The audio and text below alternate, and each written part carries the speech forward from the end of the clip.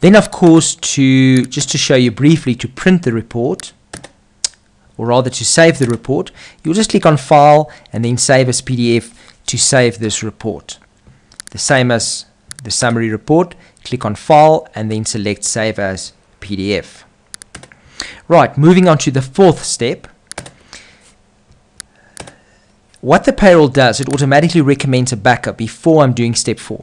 And the reason for that is step 4 is my processing of the payment. And once I've done process payment, I can't go back to the employees to edit anything. So step 4 basically locks the employee's transactions and then indicates that payment has been processed for these employees.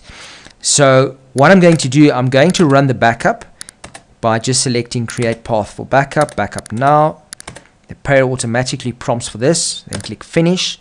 It says the backup was successful, and now I can carry on with my manual processing of the payments. What's very important on this screen is to select the pay cycle. So if I would like to process payment the monthly, guys, I have to select monthly. Or of course, if I want to do daily or weekly or fortnightly, I have to select the correct cycle. You could also range on a specific range of employees. In this case, I'm going to do all of them. And you're just going to do process payment. The payroll will come back and say, well, I've processed number of manual payments 1. And you will notice if you go back to step 1, the employee now appears in gray. And I can't double click. It says a payment has already been processed. So it is now not possible for me to go back and change that specific employee's salary or transactions. What you can do, you can go to the restore option, which we will show in a separate video, where you can actually restore the data and then make the changes. But that is not recommended. It's recommended to print the transaction register, properly check it, make sure it's correct, and then do the process payment for it. And of course, that is for auditing purposes. So I've done the process payment on that step, and now I'm going to step 5, which is my payment register. Payment register, of course, my payment method is manual, and again, this was set on the employee records. So if your employees was set for cash, you got to select cash here, otherwise they won't be included in this report. My employee was set on manual payment, and then for this period, for previous periods, you can specify the dates, and you could say print, and then you're going to get your payment register for the employees that you've just processed payment for.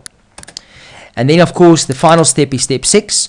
This is for my payment advices. So you would go monthly and you would select manual again. It's very important because my employees were indicated for manual. The layout of the payslip is important because there's various layouts that you can choose from. The standard A4 laser is the most general one. And you can just say print.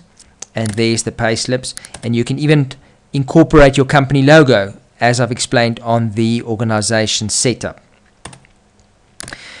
And you can there's even an option to print on a company letterhead. So you can even choose that option.